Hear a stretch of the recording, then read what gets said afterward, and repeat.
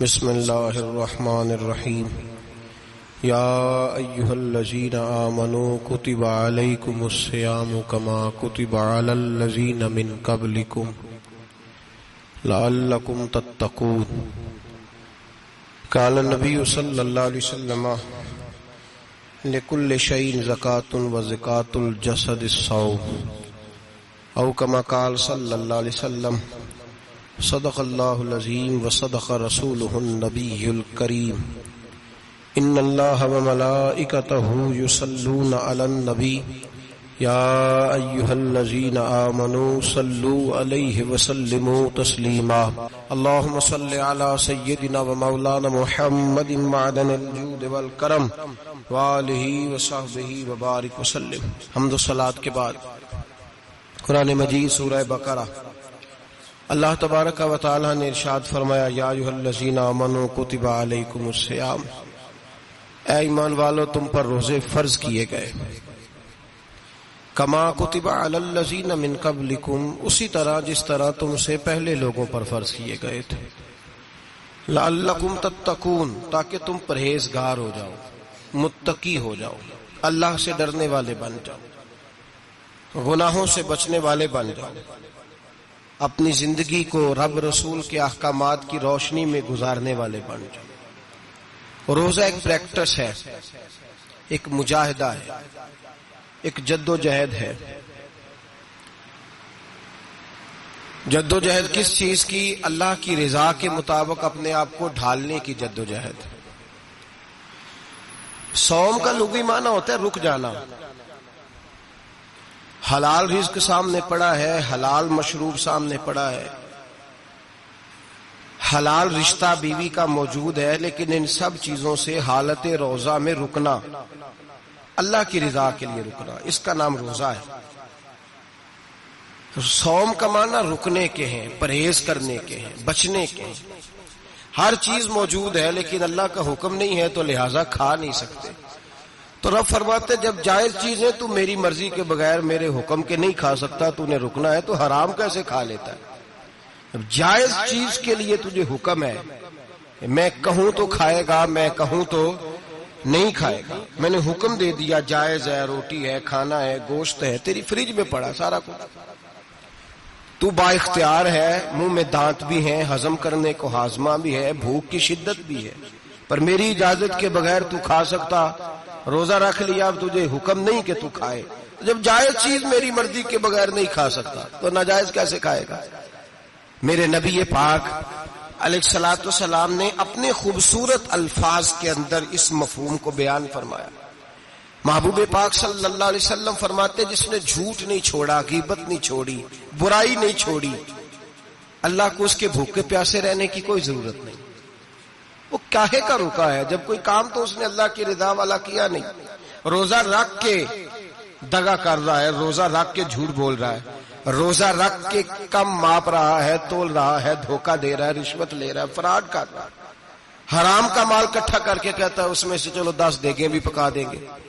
وہ بھائی جو کام اللہ نے تجھے کرنے کو حکم دیا تھا، جب تو وہ بجا ہی نہیں لا رہا، مقصد روزہ ہی تو حاصل، لعلکم تتقون۔ روزے کا مقصد یہ ہے کہ تو پرہیزگار ہو جائے۔ میرے نبی پاک علیہ الصلوۃ والسلام کی بارگاہ عالی مرتبت میں 2 عورتیں آئیں، یہ چیزیں کھا لو، کہنے لگی محبوبہ ہم نے روزہ رکھا ہوا ہے۔ فرمایا نہیں، تمہارا تو روزہ نہیں ہے، حضور رکھا ہوا ہے روزہ، سحری سے لے کر اب تک کچھ نہیں کھایا، شام تک بھی نہیں کھائیں گی۔ محبوب نے فرمایا ذرا کہہ تو کرو، الٹی تو کرو۔ کہہ کی تو ان کے حلق سے خون بھی نکلا اور گوشت کے لوتھڑے بھی نکلے، پھوٹیاں بھی نکلی۔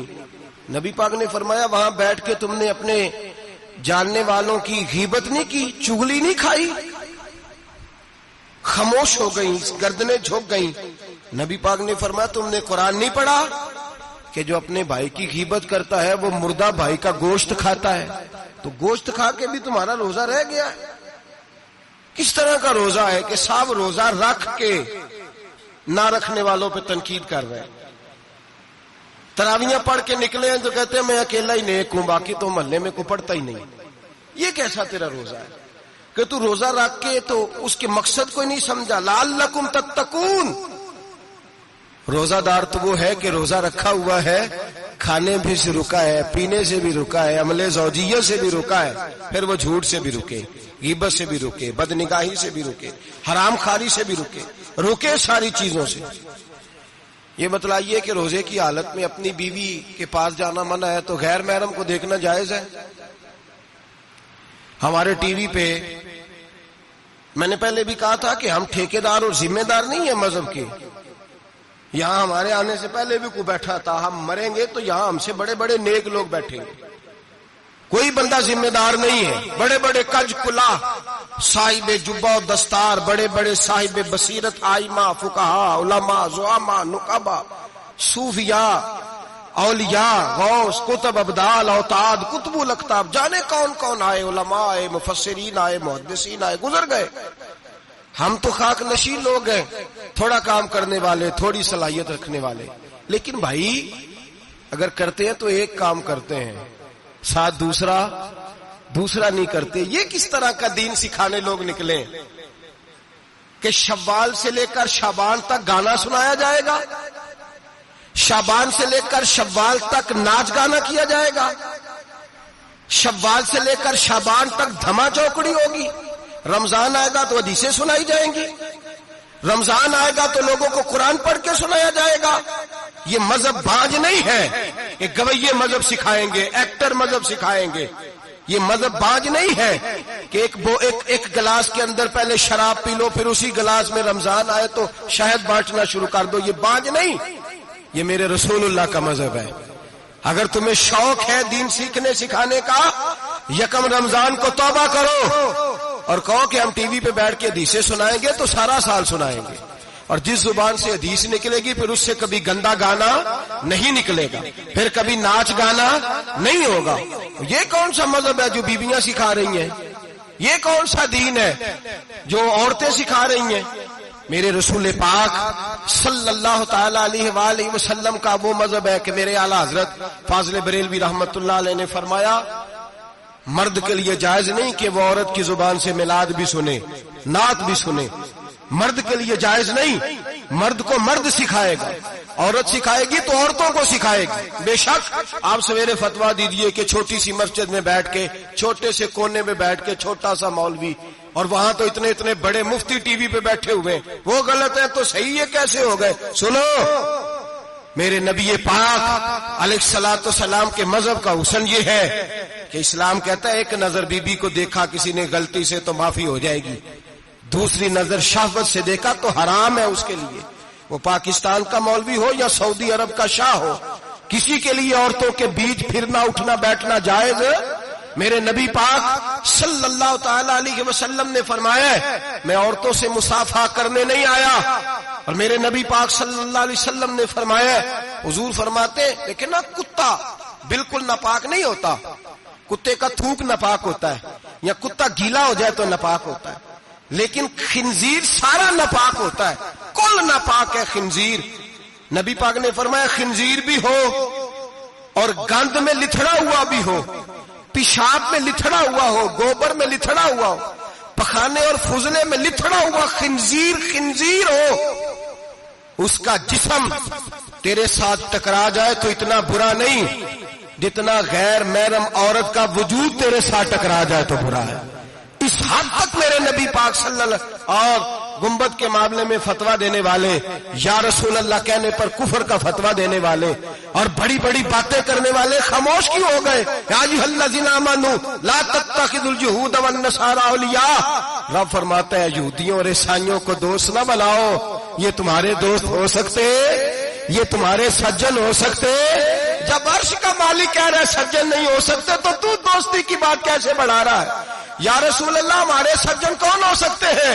فرمایا تمہارا دوست وہ ہو سکتا ہے جو محمد عربی کا غلامی کرنے والا ہو، جو رسول اللہ کی نوکری کرنا ہو دوست ہوگا، دوسرا دوست ہو سکتا؟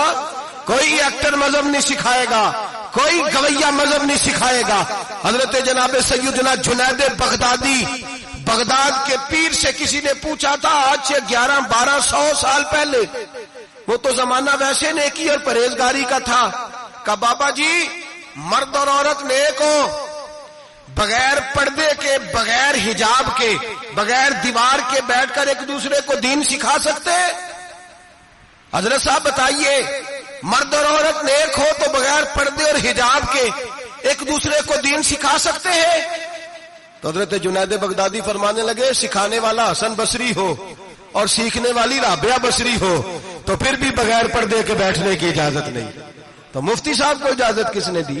مولانا صاحب کو اجازت کس نے دی؟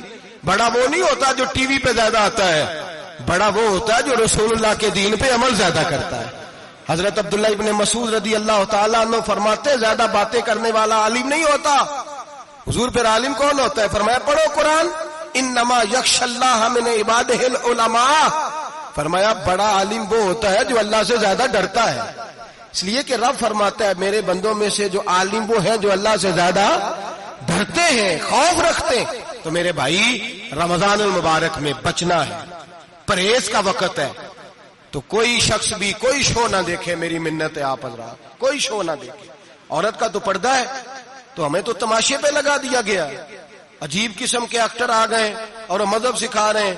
میری اپیل ہے آپ سے کہ سحری افطاری کے وقت ٹیلی ویژن بند رکھیں، کیا چیز کھول کے رکھیں؟ یا قرآن کھول کے رکھیں یا رسول اللہ کا فرمان کھول کے رکھیں، اللہ رسول کی طرف توجہ رکھیں، وہ سیکھنے سکھانے کا وقت ہے۔ چھوڑیں گویوں سے دین سیکھا جائے گا، آپ ہمیں کوئی شکوہ نہیں، یہ پکی توبہ کریں، سویرے آئیں آ کے دین سکھائیں۔ اور میں ان سے بھی اپیل کروں گا کہ آؤ دین سکھاؤ۔ حضرت فضیل بن عیاض فرماتے ہیں میں ڈاکو تھا، کبھی کبھی چھپ چھپا کے جمعہ پڑھا کرتا تھا، پھر میں نے توبہ کی تو سچی توبہ کی، پھر میں نے توبہ کی تو رب کو راضی کرنے والی توبہ کی، پھر میں نے توبہ کی تو چھوڑی ہر شے، غریبوں کا لوٹا ہوا مال واپس کیا، جس کے پیسے نہ دے سکا اس کے گھر میں جا کے اس کی بھینسوں کو چارہ ڈالا، اس کے اونٹوں کی خدمت کی، میں نے قرضے چکائے۔ فرمایا میں سچی توبہ کر کے مسجد آیا، جس خطیب کے پیچھے میں جمعہ پڑھا کرتا تھا وہ میرے ہاتھ بیعت کر کے مرید ہو گیا۔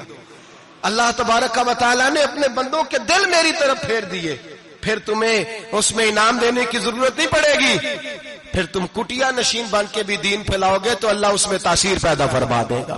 تو روزے کا معنی رکنا ہے، روزے کا معنی بولیے، روزے کا معنی رکنا، کس سے؟ جھوٹ سے، غیبت سے، بدی سے، بدنگاہی، کھانے پینے۔ روزہ کس پہ فرض ہے؟ امیروں پہ کہ غریبوں پہ؟ جی کہنے میں تو کام ہی، میرا تو کام ہی محنت مزدوری والا، میں کیسے روزہ رکھوں؟ میں تو دیہڑی لگاتا ہوں تو روزہ کیسے رکھوں؟ میں نے نہیں کسی حدیث میں پڑھا کہ روزہ وہ رکھے جو دفتر میں بیٹھتا ہے۔ صحابہ کے زمانے میں تو دفتر ہوتے ہی نہیں تھے، کسی جگہ نہیں لکھا ہوا روزہ وہ رکھے گا جو اے سی میں بیٹھتا ہے، تب تو اے سی تھے ہی نہیں۔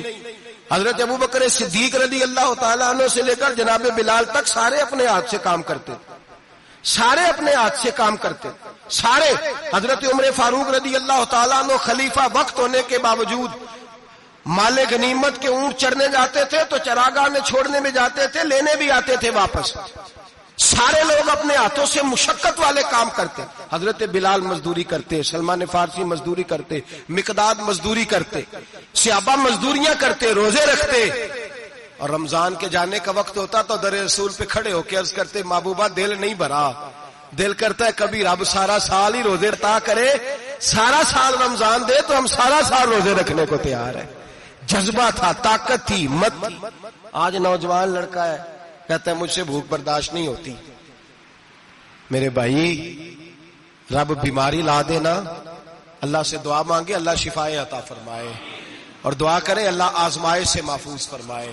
آپ یقین کریں میں نے لوگوں کو دیکھا ہے حلق سے قطرہ نہیں اترتا، خوراک کی نالی لگی ہوئی ہے، اعلیٰ غذائیں پکی ہوئی پڑی ہے، عرش کا مالک کہتا ہے میں تیرے حلق سے گزرنے نہیں دوں گا، قانون بن گیا۔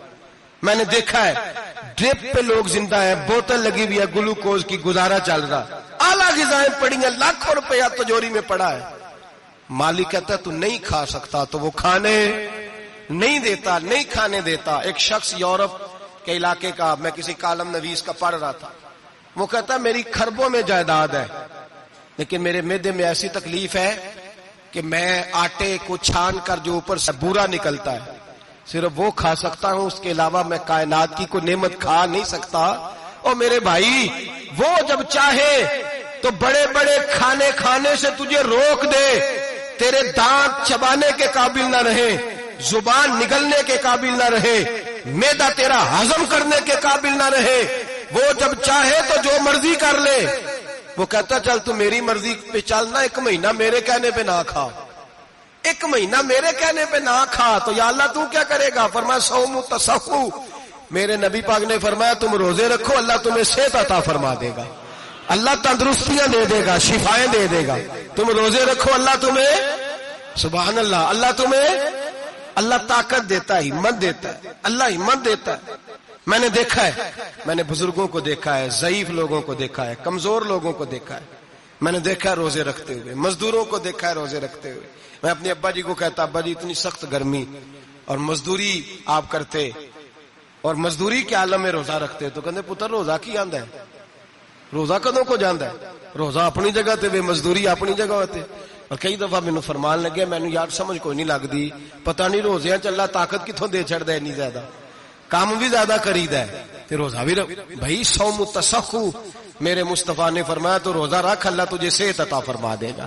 رب تعالیٰ تجھے، یہاں ہوٹل کھلے ہوئے ہیں،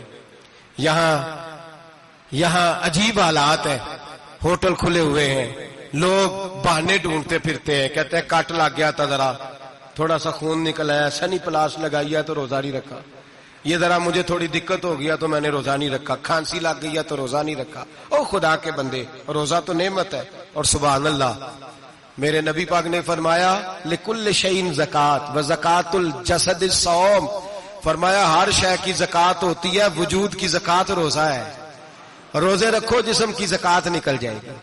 فاقہ کرنا بھی میرے نبی پاک کی سنت ہے، مسواک کرنا بھی سنت ہے، اور فاقہ کرنا بھی، مسواک والی سنت زیادہ اپناتے ہیں لوگ، فاقہ کرنا بھی نبی پاک کی سنت ہے۔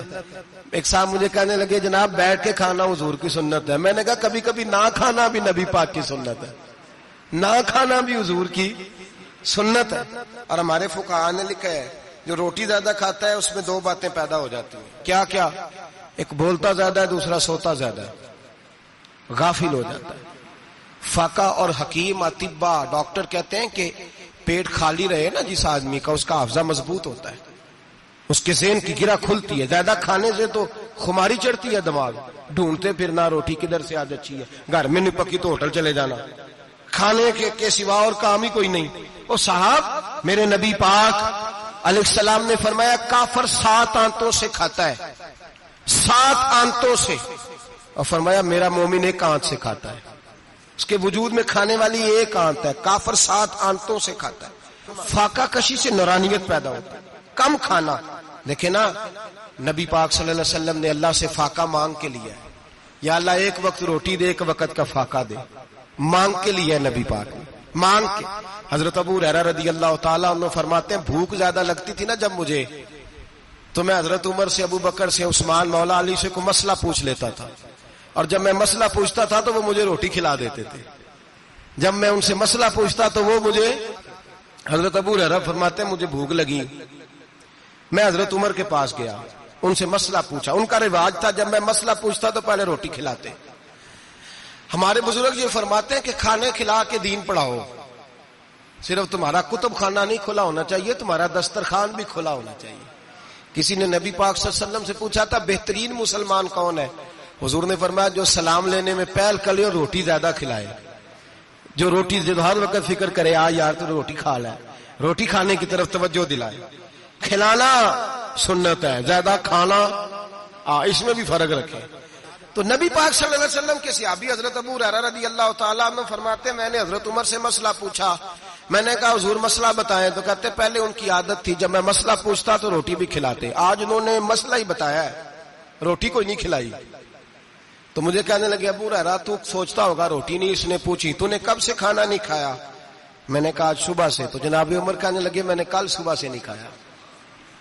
چل ابو بکر صدیق کے گھر مسئلہ پوچھتے ہیں، کہتے جناب صدیق اکبر کے دروازے پہ گئے، جا کر کے ان سے مسئلہ پوچھا۔ ان کی بھی عادت تھی جب کوئی مسئلہ پوچھنے جاتے تو دسترخوان بچھا لیتے، کہتے آؤ روٹی بھی کھلاتا ہوں مسئلے بھی بتاتا ہوں۔ کہتے ہیں گئے تو انہوں نے بھی مسئلہ بتایا، روٹی کوئی نہ پوچھی۔ تو کہنے لگے عمر ابو ہریرہ تم لوگوں نے کل پرسوں سے نہیں نہ کھایا ہوگا، اور ابو بکر کو 4 دن گزر گئے ہیں۔ تھوڑا سا دودھ ملا ہے یا کھجور ملی ہے، روٹی کوئی نہیں ملی، چلو در رسول پہ چلتے، آؤ حضور کی بارگاہ میں۔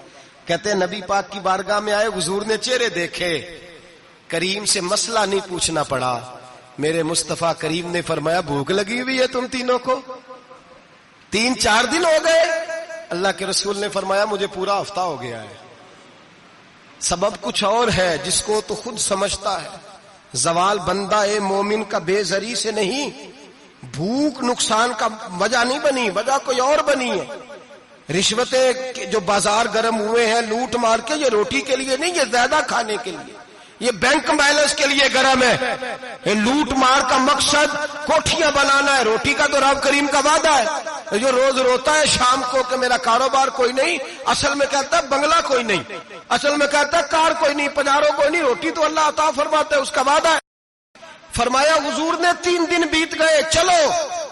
میرا بے تکلف صحابی ہے ابو الحسن انصاری، وہ بڑے نصیب والے ہوتے ہیں جن کو میرے نبی پاک خود کہتے تھے کہ تیری فلانی ذمہ داری ہے۔ اس زمانے کا تو کسی کو کہہ دیا جائے تیری ذمہ داری ہے تو کہتا ہے یہ تو پھٹیکے ڈالنے لگ گیا، یہاں سے تو چھٹی کر جانی چاہیے۔ خوش ہوتے تھے صحابہ کہ ہماری ذمہ داری لگی۔ کہتے ہیں حضرت ابو الحسن انصاری کے گھر گئے، نبی پاک نے فرمایا بھوک بڑی لگی ہے، کھانا لا۔ کہتے ہیں حضور نے اسے کہا تو اس آدمی کو تو وجد ہی ہو گیا، اس نے کہا میرے اتنے نصیب کہ حضور کا یہ کھانا کھلا۔ آؤ دیکھو دنیا والوں، آج جو سب سے زیادہ عزت والا ہے وہ میرا مہمان بنا ہوا ہے۔ فرماتے ہیں وہ دوڑے گئے، بکری اٹھائی، ذبح کی، بیوی کو کہنے لگے روٹی تیار کر، ادھر کھجوریں توڑی، انگور توڑے، کہنے لگے حضور آپ جب تک تناول کریں تب تک کھانا پک جاتا ہے۔ حضرت عمر کہتے ہیں روٹی پک کے آئی، بڑا پیارا گوشت، بڑا اچھا سالن، بڑا خوبصورت خلوص والا کھانا۔ فرماتے ہیں میں نے بڑا ہی کھایا۔ نبی پاک نے نہ ایک روٹی لی اور چھوٹی چپاتی، تھوڑا تھوڑا سالن کونوں سے، اور جب نبی پاک نے کھا لیا تو حضور کی آنکھوں میں آنسو آئے۔ حضرت عمر کہنے لگے حضور روئے کیوں؟ نبی پاک نے فرمایا سوچتا ہوں 7 دن کے فاقے کے بعد کھایا ہے، پر ڈرتا ہوں رب اس کا حساب پوچھے گا تو جواب کیسے دینا ہے، اس کا حساب بھی تو دینا ہے نا جو کھایا ہے۔ تو حضرت عمر فاروق کے ہاتھ میں کچھ چیز تھی، زور سے زمین پہ ماری، کا محبوبہ 7 دن کے بعد بھی روٹی کھائے تو حساب دینا ہے۔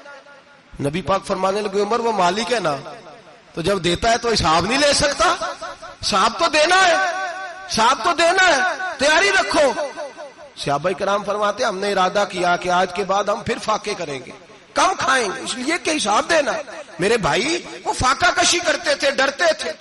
یہاں تو لوگ کھا کے بیمار ہیں، کھاتے جا رہے ہیں، سوتے جا رہے ہیں، کھاتے جا رہے ہیں، سوتے جا رہے ہیں۔ یہ بھی وقت آئے گا رمضان شریف کا، سویرے درس پہ آؤ کہتے نیند بڑی آتی ہے، سویرے 2 سپارے پڑھ کے سویا کرو کہتے صاحب نیند بڑی آتی ہے، فجر کے بعد جو تو وقت ہوتا ہے اللہ اللہ کرنے کا، شہری کا، کھاتے جا رہے ہیں، سوتے۔ لوگ جماعت سے نماز نہیں پڑھتے سو جاتے، جماعت کا ثواب چھوڑ کے سو جائیں گے۔ بھائی رمضان مبارک میں فاقہ کشی کی ٹریننگ ہوتی ہے، فاقہ کشی کی تربیت لے، رمضان میں روکے اپنے آپ کو، تربیت ہوگی۔ اور ہمارے صوفیاء فرماتے ہیں جو زیادہ کھاتا ہے اس کا نفس اس کو زیادہ پہ مائل کرتا ہے، خواہشات نفس پیدا ہوتی ہیں۔ میرے نبی پاک علیہ السلام نے جوانوں کو حکم دیا ہے یا معاشر الشباب، او جوانوں، یا رسول اللہ کیا حکم ہے؟ فرمایا یا نکاح کر لو اگر طاقت ہے، نہیں طاقت تو روزے رکھو۔ حضور روزے سے کیا ہوگا؟ فرمایا تمہارا نفس کچلا جائے گا، شیطان وسوسہ اندوزی نہیں کرے گا۔ آج نوجوان بڑھ بڑھ کے کھاتا ہے، بہت زیادہ کھاتا ہے، کبھی اس ہوٹل سے کھاتا ہے، کبھی اس ہوٹل سے کھاتا ہے۔ اتنا زیادہ کھائیں گے تو نفسانی قوتیں اچھل کر کے آئیں گی، مشکل ہو جائے گا۔ شادیاں دیر سے ہوتی ہیں، ماں باپ آنکھیں بند کر کے بیٹھے ہوئے ہیں۔ اگر ماں باپ کی ذمہ داری ہو اور ماں باپ نکاح نہ کرے تو نبی پاک نے فرمایا بچے گناہ کریں گے تو جتنا گناہ بچے کو اتنا باپ کو بھی ہوگا۔ تو ماں باپ چپ ہیں، دوسرا شادی مشکل بڑی ہے، مہنگی بڑی، اور تیسرا نہیں کر رہے کچھ لوگ تو روزے بھی نہیں رکھ رہے۔ تو رمضان ان کے لیے بھی وقت ہے، نفسانی قوتیں کچلی جائیں گی، کھانا جتنا کم کھایا جائے گا اتنا وجود کے اندر نفسانی خواہشات کم پیدا ہوں گی۔ تو رمضان تو پریکٹس ہے مجاہدے کی، دین کی۔ اور دوسرا میرے حبیب پاک صلی اللہ علیہ وسلم نے فرمایا ہے، حضور فرماتے ہیں کہ رمضان اور قرآن کا آپس میں رشتہ ہے۔ قرآن پاک کتنا پڑھنا چاہیے روزانہ؟ زیادہ سے اللہ جزا دے. امید ہے آپ زیادہ سے زیادہ ہی پڑھتے ہوں گے. بھائی سنیں، حدیث مبارکہ میں نبی پاک نے فرمایا رمضان اور قرآن دونوں مل کے نا، بڑی پیاری حدیث ہے، فرمایا دونوں مل کے اللہ کی بارگاہ میں میری امت کی سفارش کریں گے. رمضان اور اللہ اکبر. کس طرح؟ نبی پاک فرماتے ہیں رمضان کہے گا اے اللہ دن کے وقت میں نے اسے تیری رضا کے لیے کھانے پینے سے باز رکھا، اور قرآن کہے گا یا اللہ رات کو تیری رضا کے لیے کھڑا ہو کے یہ قرآن سنتا تھا. رمضان اور قرآن دونوں سفارش کریں گے. ہم نا بڑا کچھ پڑھتے ہیں، سنتے ہیں، سیکھتے ہیں. اب یقین کریں یہ کھاتے بھائی کا بھائی سے اختلاف ہو جانا تو وہ 30 سال پرانے کھاتے کھول کے لے آتا ہے، ساری رات ڈھونڈتا ہے کہ میرے پیسے کہاں سے نکلتے ہیں، پڑھ لیتا ہے. قرآن پاک کی باری آتی ہے تو نہیں پڑھتے قرآن پاک. ابا جی کا ختم ہوتا ہے تو مانگتے پھرتے ہیں، کہتے 2 قرآن پاک 10 قرآن پاک. یہ باتیں بتانی نہیں چاہیے، کرنی نہیں چاہیے، لیکن چونکہ تربیت کے لیے بیٹھا ہوں تو کر دیتا ہوں. میرے شاگردوں سے پوچھیں، یہاں مدرسہ ہے الحمدللہ، درجنوں طلباء ہیں، اساتذہ ہیں، میرے پیر بھائی ہیں، اور میرا یہ دعویٰ ہے کہ شاید کوئی کسی سے اتنا پیار کرتا ہو جتنے میرے شاگرد اور مرید مجھ سے کرتے ہیں. لیکن میں نے کبھی کسی سے نہیں کہا کہ ذرا سورت فاتحہ پڑھ کے دینا، میں نے اپنے ابا جی کو ثواب دینا ہے. پوچھ لیں کسی سے، کسی سے نہیں کبھی کہا، کبھی نہیں میں نے کہا کہ ذرا مجھے تھوڑا سا قرآن پڑھ دیں. میں اس کو ناجائز نہیں کہتا، پڑھوانا چاہیے، لیکن میں اپنے والدین کے لیے کبھی سوال نہیں کرتا کہ مجھے ذرا پڑھ کے دو، میں نے بخشنا ہے، اس لیے کہ میں نے ذاتی طور پہ روٹین بنائی ہے. میں سمجھتا ہوں کہ کائنات کے اندر میرے اوپر جن لوگوں نے احسان کیے ان میں سب سے زیادہ حصہ میرے ماں باپ کا ہے. میں سمجھتا ہوں اس بات، کتنا نالائق ہوں میں کہ میں 1 مہینے میں ایک قرآن پاک بھی پڑھ کے ان کی روح کو احسان نہیں کر سکتا. میرا یہ طریقہ ہے ذاتی، میں قدغن نہیں لگاتا، میرا ذاتی طریقہ یہ الحمد سے شروع کرو اور 2 سورتیں چھوڑ کے قرآن پاک ختم کر دو آخری، اور پھر فلق اور ناس صورتیں ساتھ لے جاؤ. یہاں بیٹھ کے سالے ثواب نہیں کرنا، ختم نہیں دلانا، ساتھ لے جاؤ، قبر پہ کھڑے ہو جاؤ اور فلق اور ناس صورتیں قبر پہ بیٹھ کے تلاوت کرو، اور جو قرآن مجید پڑھا ہے ان کی روح کو وہاں احسال کرو. او بھائی، اولاد جب ماں باپ کے لیے پڑھتی ہے تو اسے کہنا نہیں پڑتا اللہ بخش دے، اس لیے کہ اولاد کی نیکیاں خود بخود ماں باپ کے کھاتے میں جمع ہوتی ہیں، خود نیکیاں جمع ہوتی ہیں. میرے بھائی تو بچوں سے یہ تو مطالبہ کرتا ہے کہ بیٹا اس سال رمضان المبارک میں میرے لیے ستو ضرور بنانا، فلانی چٹنی ضرور تیار کرنا. یہ کیوں نہیں کہتا بیوی سے کہ ڈشیں کم بنانا، تو بھی بیٹھ کے قرآن پاک پڑھ، میں بھی قرآن پاک پڑھتا ہوں. ادھر آؤ بیٹا یہاں بیٹھ کے تلاوت کرو، میں بھی کرتا ہوں. بیٹی ادھر آؤ بیٹھ کے قرآن پاک پڑھو. کتنا وقت لگتا ہے؟ حافظ اور قاری اور علماء اگر پڑھے تو 20-25 منٹ لگتے ہیں قرآن پاک کا سپارہ پڑھنے، اور اٹک اٹک کے پڑھنے والا بھی پڑھے تو 1 گھنٹہ لگ جائے گا. اور میرے نبی پاک صلی اللہ علیہ وسلم نے فرمایا جو قرآن پڑھتے ہوئے اٹکتا ہے اللہ اسے ڈبل ثواب عطا فرماتا ہے. فرمایا جو زبانی پڑھے سنگل ثواب، جو دیکھ کے پڑھے اسے ڈبل ثواب. حضور کیوں؟ فرمایا اس لیے کہ میرا قرآن دیکھنے پہ بھی اللہ ثواب عطا فرماتا ہے، قرآن دیکھنے پہ بھی اللہ ثواب دیتا ہے، دیکھنے کا بھی ثواب. رمضان شریف میں قرآن پاک پڑھے، کھول کے پڑھے. اور میرے بھائی اگر تیرا بچہ پڑھے، اگر تیری بیٹی پڑھے، کائنات کا خوش نصیب باپ وہ ہے کہ بیٹا قرآن پڑھے، چاہے ناظرہ ہی پڑھے. جس کی بیٹی پڑھے، زندگی میں انہیں اس کام پہ لگا جاؤ، مرنے کے بعد بھی پڑھیں گے. امام جلال الدین سیوطی شافعی رحمت اللہ علیہ فرماتے حضرت عیسیٰ قبر کے پاس سے گزرے، قبر پہ عذاب ہو رہا تھا، اللہ کا غضب برس رہا تھا. جناب عیسیٰ استغفار پڑھتے ڈرتے گزر گئے. تھوڑی دیر کے بعد، چند گھنٹوں کے بعد گزرے تو اسی قبر پہ پھول کھلے ہوئے تھے، رحمت برس رہی تھی. حضرت عیسیٰ علیہ السلام عرض کرنے لگے مولا تو بے نیاز ہے، میری طاقت نہیں تیرے کاموں میں بولنے کی، پر ابھی تو یہاں عذاب ہو رہا تھا، ابھی رحمت برس رہی ہے. جناب عیسیٰ کہتے ہیں آواز خدا بندی آئی، عیسیٰ بندہ بڑا گناہگار تھا، پاپی تھا، مجرم تھا، خطا کار تھا، لیکن جب اس کا انتقال ہوا، اس کی بیوی حاملہ تھی، اس کے پیٹ میں بچہ تھا، بچہ اس کے انتقال کے بعد پیدا ہوا. آج وہ 4-4.5 سال کا ہوا ہے، مکتب میں گیا ہے، مدرسہ میں گیا ہے، استاد نے بسم اللہ شریف پڑھائی ہے. فرمایا اس نے توتلی زبان سے کہا ہے بسم اللہ الرحمن الرحیم. کہ ایسا مجھے بتلا اس زمین پر وہ معصوم جسے ابھی رحمان اور رحیم کہنا نہیں آتا، وہ توتلی زبان سے مجھے رحمان اور رحیم کہے اور میں اسی زمین پہ اس کے باپ کو عذاب دوں؟ فرمایا اس نے ایک بار رحمان اور رحیم کہا ہے، میں نے اس کی باپ کی قبر کو نور سے معمور فرما دیا ہے، نور سے بھر دی ہے قبر، برکت سے بھر دی ہے۔ اللہ کرے میرے بیٹے بھی قرآن پڑھے، اللہ کرے میری بیٹیاں بھی قرآن پڑھے، اللہ کرے ہم سب کی اولادیں قرآن پاک پڑھے۔ لیکن نا امام اعظم ابو حنیفہ رمضان میں 61 قرآن پاک پڑھتے تھے۔ کتنے؟ 60 تھے ایک، اللہ اکبر۔ ایک قرآن پاک دن میں پڑھتے پورا، ایک رات کو پڑھتے، ایک تراویح میں پڑھتے، 61 قرآن پاک امام صاحب پڑھتے۔ آپ فرماتے میں نے چھوڑ دیے سارے وظیفے، میں صرف رسول اللہ کا قرآن پڑھتا ہوں۔ رمضان سارا قرآن پاک، سارا رمضان۔ اب تو عادت ہی نہیں رہی ہمیں قرآن پاک کی۔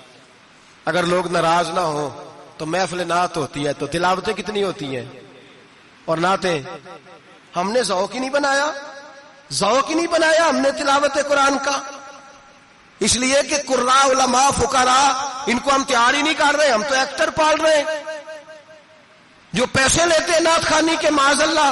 او میرے بھائی، کیا قرآن میرے نبی کی نعت نہیں؟ حضرت عائشہ صدیقہ رضی اللہ تعالیٰ عنہ کے پاس صحابہ گئے، کہنے لگے اماں جی ہمیں نبی پاک کا اخلاق بتلائیں، تو اماں جی کہنے لگی جاؤ جا کے قرآن پاک پڑھو، کالا خلقہ القرآن، سارا قرآن میرے نبی کے اخلاق کا انعام ہے، یہ ساری نعت ہے، یہ ساری نعت ہے۔ اس نعت کو سننے لوگ کیوں نہیں آتے؟ اتنا رش میں اپنے نعت میں اتنا تراویح پہ کیوں نہیں ہوتا؟ اور ملت کا جوان یاد رکھے، بوڑھے تراویحاں پڑھتے ہیں، ضعیف تراویحاں پڑھتے ہیں، گھٹنوں میں درد ہے تراویحاں پڑھتے ہیں، بیمار بوڑھے تراویحاں پڑھتے ہیں، جوان وہاں چوک میں کھڑے۔ کیا جوانی اس لیے ہے چوکوں میں کھڑا ہوا جائے؟ کیا جوانی اس لیے ہے کہ سعودی عرب جانے کے لیے پاسپورٹ بنانا ہو تو 2.5 گھنٹے کھڑا رہے؟ تو شناختی کارڈ کے دفتر تو کھڑا رہے، پروٹیکٹر کے لیے کھڑا رہے، کافروں کے سامنے کاسا لیسی کرنے کے لیے تو کھڑا رہے، تو نوکری پہ جائے تو ساری رات کھڑا رہے، اور تو قرآن کے لیے کھڑا نہیں ہوتا؟ میرے محبوب نے فرمایا من قام ایمانا واحتسابا غفر له ما تقدم من ذنبه، فرمایا جو رمضان المبارک میں اللہ کی رضا کے لیے گناہوں کی معافی کے ارادے سے قیام کرے گا، راتوں کو عبادت کرے گا، اللہ اس کے پچھلے سارے گناہ معاف فرما دے گا۔ نوجوان ارادہ کریں، پروگرام بنائیں کہ انشاءاللہ قرآن پڑھنا بھی ہے، قرآن پڑھوانا بھی ہے، سننا بھی ہے، اور انشاءاللہ بولیے سننا بھی ہے اور پڑھنا بھی ہے اور پڑھانا بھی۔ ہمت کریں، دلیری کریں، آ کے کھڑے تو ہو، اللہ توفیق عطا کرے گا۔ پہلی بات یہ کہ روزہ رکھیں، دوسری بات یہ کہ قرآن پاک کی تلاوت کریں، اور روزہ رکھیں تو روزے کے سارے حسن سمیت اسے رکھیں۔ نبی پاک نے فرمایا رمضان غمخاری کا مہینہ ہے، غمخاری کریں۔ ہمارے زمانے میں 2 قسم کی تکلیفیں ہیں، ایک تو غریب آدمی، اس کا حال یہ ہے کہ وہ مانگتے ہی گزارا کرنا چاہتا ہے، اس نے ہاتھ یوں کر لیا ہے تو اب اس کا یوں ہونے کو تیار نہیں۔ ضرورت اگر کسی آدمی کو کسی دروازے پہ لے جاتی ہے تو برا نہیں، لیکن سوال کا اپنے اوپر دروازہ کھول لینا یہ ٹھیک نہیں۔ فاقہ کشی پیدا کریں، حوصلہ پیدا کریں، تھوڑے پہ گزارا کرنا سیکھیں۔ غریبوں کو بھی اجازت نہیں کہ وہ نکل کھڑے ہوں میدان میں مانگنے کے لیے، ٹولنیاں نکلتی ہیں رمضان میں، جتھے نکلتے ہیں خیرات کٹھی کرنے والے، بچیں۔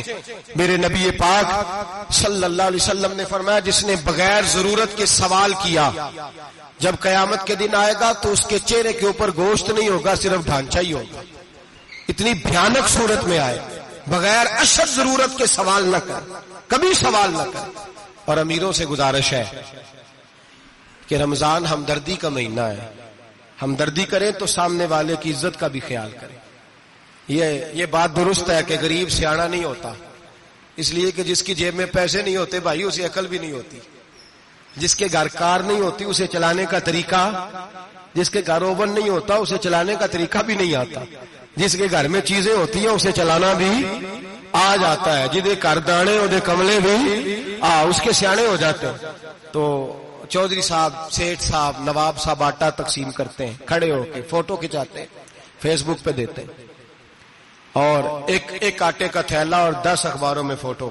اللہ سے ڈریں، رمضان ہمدردی کا مہینہ، ہمدردی کا۔ غریب کو دیں تو اس کی عزت کو رسوا نہ کریں۔ میرے نبی پاک علیہ السلام کے صحابی حضرت عبداللہ ابن عمر رضی اللہ تعالیٰ عنہ ڈھونڈ کے لاتے تھے مسکینوں کو، ڈھونڈ کے، اور جب لاتے تھے تو اپنے دسترخوان پر بٹھا کر اپنے ساتھ افطاری کرایا کرتے تھے.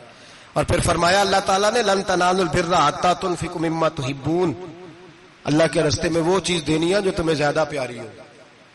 کون سی چیز جو تمہیں؟ میں تھوڑا سا بے باک ہوں، بعض دوستوں کے ساتھ، سب کے ساتھ نہیں. ایک دوست مدرسے میں گھی دینے آئے ایک دفعہ، تو وہ والا گھی دے گئے جو سب سے سستا تھا. تو میں نے کہا مجھے دیانتداری سے بچائے، آپ یہی کھاتے ہیں گھر میں؟ کہنے لگے نہیں. تو میں نے کہا پھر ہم نے بچے مارنے کے لیے تو نہیں نہ رکھے ہوئے، کیا وہ والا گھی اللہ کے راستے میں پیاری چیز دے رہی ہے نا. اس لیے گلے گلے نوٹ لوگ مسجد کے گلے میں ڈال جاتے ہیں، پھٹے ہوئے ڈال جاتے ہیں، کہتے ہیں جوڑ لیں گے مولوی صاحب. اور خدا کے بندے پیاری چیز دینی تھی تو نے، اور تو نے اس کا ترجمہ الٹ کر لیا ہے. سمجھ لیں رمضان المبارک میں کسی غریب کی مدد کرنی ہے تو ساتھ اس کی عزت بھی کرنی ہے. نبی پاک علیہ السلام کے دروازے پر جب سے، یہ جملہ ایک ہے لیکن بڑا قیمتی ہے، صحابہ کہتے ہیں جب ہم دروازہ رسول پہ جاتے تھے خیرات بھی ملتی تھی اور عزت بھی ملتی تھی. خود بھیک دیں خود ہی کہیں منگتے کا بھلا ہو، خیرات بھی ملتی تھی اور عزت بھی ملتی تھی. نبی پاک ساتھ عزت بھی دیتے تھے، مسکین کو غریب کو دیں اور خیر خائی کریں.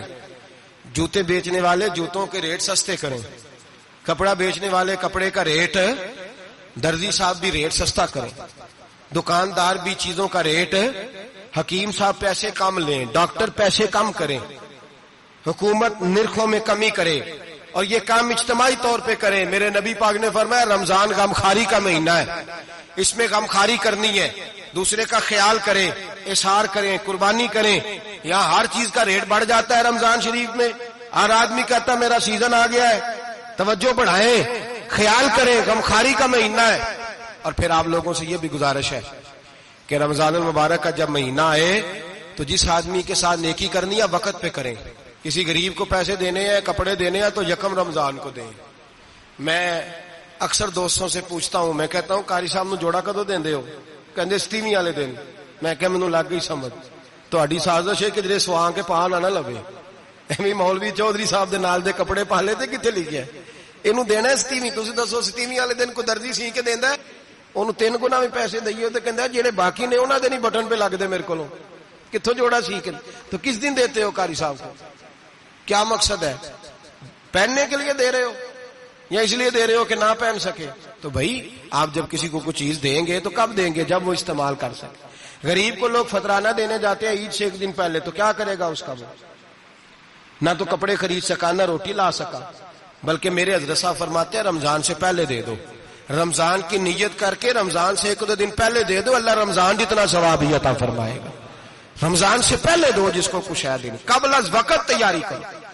اور میرے قبلہ صاحب فرمایا کرتے اپنے کپڑے بعد میں، غریب کے بچوں کے کپڑے پہلے، اپنے گھر کی ضروریات بعد میں، غریبوں کی ضروریات. اس لیے کہ اللہ پاک نے ان کا رزق بھی ہمارے گھر بھیج دیا. ہماری ڈیوٹی لگائی ہے کہ تم نے بانٹنا، بانٹنے والے بنو. اور یہ ذہن بنائے کہ پتہ نہیں کس کا حصہ تھا جو اللہ نے میرے گھر بھیجا. یہ ذہن بنا کے بانٹ. اور جس کو دینے جائیں، ہاں آپ کو اجازت ہے تھوڑا بہت پتہ کرنے کی، لیکن تھوڑا بہت تفتیش کرنے کی اجازت، بال کی کھال اتارنے کی اجازت. میں نے دیکھا ہے لوگ غریبوں کا انٹرویو لیتے ہیں، تیرا تو فلانا کمانے والا نہیں، تیرا تو فلاں بچہ. او بھائی بہت سارے غریب ایسے ہیں، بڑے ہیں جو کمانے کی کوشش کرتے ہیں لیکن ان کا سبب نہیں بنتا. ہاں ہے ایسے لوگ جو سعودی عرب چلے گئے ہیں، کہتے ہیں تیرا تو فلاں باہر نہیں گیا، ہے گیا ہے، لیکن سارے سعودی عرب جانے والے بھی مال کمانے کی طاقت نہیں رکھتے. کئی وہاں بھی بیٹھ کے بیچارے قرضوں میں الجھے ہوئے ہیں، وہاں والوں کے ظلم کا شکار ہیں، بہت ساری آزمائشوں میں. تو تفتیش کرتا ہے. میرے امام شافعی کا ایک جملہ اگر آپ کو یاد رہ گیا تو بات بن جائے گی. امام شافعی رحمت اللہ، بلکہ حضرت غوث اعظم جیلانی کے پاس وہ بات آپ کو زیادہ فائدہ دے گی. حضرت غوث اعظم جیلانی کو ان کا ایک مرید سمجھانے لگ گیا، کہنے لگا حضرت جی آپ سب کو ہی دیتے رہتے ہیں، ہر بندہ مستحق نہیں ہوتا، ذرا ٹٹول کے دیا کریں. تو غوث اعظم جیلانی فرمانے لگے بھائی مجھے تو لگتا ہے تو بھی ان چیزوں کا مستحق نہیں تھا جو اللہ نے تجھے عطا کر دی ہے. پہلے تو بتا تو مستحق تھا، تجھے اپنی حیثیت اوقات کا پتہ ہے جو اللہ نے تجھے دے دی ہے؟ طاقت تھی، کوالٹی تھی تیرے اندر، وہ صلاحیت تھی، رب نے تو نہیں تیری تفتیش کی کہ تو قابل ہے کہ نہیں، تو اللہ کے بندوں کی تفتیش کرتا پڑتا ہے. امام شافعی فرمایا کرتے، امام شافعی فرماتے رب تجھے پرکھ کے نہیں دیتا، ٹٹول کے نہیں دیتا، رسوا کر کے نہیں دیتا، تو غریبوں کے ساتھ یہ سارا ظلم کیوں کرتا ہے؟ بس پتہ چل گیا وہ ضرورت مند ہے تو دے، اس لیے کہ اجر تجھے غریب نے نہیں دینا، اجر اللہ نے دینا ہے. اور اللہ اجر عمل پہ نہیں دیتا، اللہ تو نیت پہ اجر عطا فرماتا ہے. تو نیت دیکھ تیری کس طرح کی. تو میرے بھائی غریب کو دیں، قبل از وقت دیں. رمضان مبارک میں چوتھا کام، بات آخری اور چوتھا کام سنیں. رمضان میں دین سیکھیں. شیطان قید ہوتا ہے زیادہ سے زیادہ، اور جب آدمیوں کا پیٹ خالی ہوتا ہے نا تو ذہن جو ہوتا ہے نا وہ بھی اس کا فریش ہوتا ہے. اس میں کوشش کریں دین سیکھنے کی. میرے نبی کریم صلی اللہ علیہ وسلم نے اس دین کو علم کا دین قرار دیا ہے، شعور کا دین قرار دیا ہے، فہم کا دین قرار دیا. نبی پاک صلی اللہ علیہ وسلم نے فرمایا ایک عبادت کرنے والا عشاء کے بعد کھڑا ہو اور فجر تک نماز پڑھتا رہے. ایک عالم دین عشاء پڑھ کے سو جائے، اٹھ کے فجر پڑھ لے، تو وہ 70 عبادت کرنے والوں کا درجہ زیادہ نہیں، عالم کا درجہ پھر بھی زیادہ ہے. اس عالم دین کا درجہ زیادہ ہے، اس لیے کہ وہ لوگوں کو آگاہی دیتا ہے، شعور بخشتا ہے. یہ دین جو ہے یہ، اور نبی پاک صلی اللہ علیہ وسلم نے فرمایا عبادت کرنے والے پر عالم کا درجہ اتنا ہی زیادہ ہے جتنا میرا درجہ اپنے غلاموں پر زیادہ ہے. عالم کو حضور نے اتنا بڑا مقام دیا. دین سیکھیں، شعور حاصل کریں. یہ فقاہت کا دین ہے، شعور حاصل کرنے کا دین ہے. اور نبی پاک صلی اللہ علیہ وسلم نے فرمایا دین کی ایک بات سیکھ لینا 1000 نفل پڑھنے سے زیادہ درجہ رکھتی ہے. دین کی ایک بات سیکھ لینا 1000 جنازے میں شرکت سے زیادہ درجہ رکھتی. دین کی ایک بات سیکھ لینا، میرے نبی پاک صلی اللہ تعالی علیہ وسلم ارشاد فرماتے 1000 مریض کی عیادت کرنے سے زیادہ درجہ رکھتی. فرمایا جس نے رات کے ایک لمحے میں دین کی ایک بات سیکھی، اللہ اسے ساری رات عبادت کرنے سے زیادہ ثواب عطا فرمائے گا. میرے ارشاد فرمایا کرتے جب سیکھنے والے کو یہ ثواب ملے گا تو بتائیے سکھانے والے کو کتنا ثواب ملے، اسے اللہ کتنا درجہ. رمضان آ رہا ہے، شیطان قید ہے. دین پھیلانے کی کوشش کریں، جد و جہد کریں. بڑی نیند آتی ہے فجر پڑھ کے، لیکن اگر کسی کا ارادہ بن جائے کہ دین سیکھنا بھی ہے اور دین بچوں کو، تو پھر کوئی نیند غلبہ. ایک مثال ایک عالم نے سمجھائی. کوئی بزرگ تھے، درویش عالم، ان کے پاس ایک عورت آئی، کہنے لگی میں بچوں کو سویرے بڑا جگاتی ہوں، بچے جاگتے نہیں نماز کے لیے. بڑا عجیب جواب دیا بزرگوں نے، درویش نے، عالم نے. کہنے لگے بی بی کیوں نہیں جاگتے، جگایا کر، بیدار کیا کر، اٹھایا کر. کہنے لگی بڑی جدوجہد کرتی ہوں، اٹھتے نہیں، بیدار نہیں ہوتے. اللہ والے تھے نا. کہنے لگے یہ بتا اگر اس کمرے میں آگ لگ جائے تو پھر بچوں کو کیسے بیدار کرے گی؟ آگ سے بچانے کے لیے کیا کرے گی؟ پھر تو بالوں سے پکڑ بھی گھسیٹنا پڑا تو گھسیٹ کے کمرے سے لاؤں گی، پھر تو چوٹیں لگتی ہیں تو لگ جائے، پھر میں پرواہ نہیں کروں گی. آپ فرمانے لگے یوں سمجھ لے جہنم کی آگ جل رہی ہے، اگر تیرے بچے نے نماز نہ پڑھی تو آگ لگ جائے گی، اگر اس نے عبادت نہ کی تو اسے آگ. اب جیسے بھی تجھے اٹھانا پڑتا ہے اٹھا گھسیٹ کے باہر لا، لیکن اس کی نماز قضا. نیند بڑی آ رہی ہے سویرے، لیکن اگر دین نہ سیکھا تو مشکل ہو جائے. جیسے بھی اپنے آپ کو جگانا چاہیے، ہمت کرنی چاہیے، دلیری کرنی چاہیے. ہمیشہ مدحت خیر الانام میں گزرے، دعا ہے یہ عمر درود و سلام میں گزرے. آخر دعوانا